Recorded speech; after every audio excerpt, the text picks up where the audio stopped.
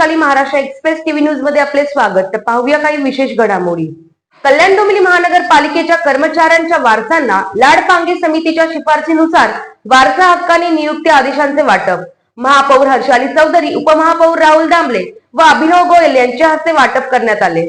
लाडपांगे समितीच्या शिफारशीनुसार वारसा हक्काने नियुक्ती पत्र वाटप आज महापौर हर्षाली चौधरी व उपमहापौर राहुल दामले व आयुक्त अभिनव गोयल यांच्या हस्ते महापौर दालनात करण्यात आले। यावेळी सामान्य प्रशासन विभागाच्या उपआयुक्त वंदना गुळवे, महापालिका सचिव किशोर शेळके, सामान्य प्रशासक विभागाच्या सह-आयुक्त सुषमा मांडगे, भाजपा गट नेते शशिकांत कांबळे तसेच महापालिका सदस्य वरुण पाटील, गणेश जाधव व इतर मान्यवर उपस्थित होते।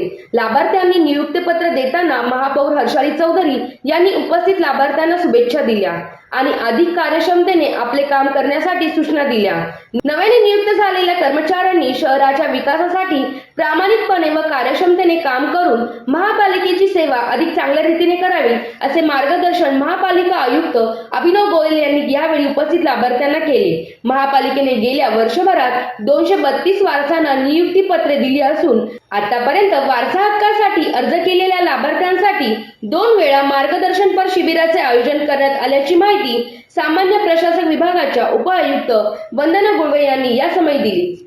आज आपण जे वारस हक्क असतात त्याच्यामध्ये 51 नियुक्ती देण्याकरिता आजचा कार्यक्रम आयोजित केला होता। माननीय महापौर, माननीय उपमहापौर, इतर सर्व माननीय लोकप्रतिनिधी आणि मी आपण इथे आज जवळजवळ 51 लोकांना आज इथे महानगरपालिकामध्ये सफाई कामगार म्हणून नियुक्ती त्यांना देण्यात आलेली आहे।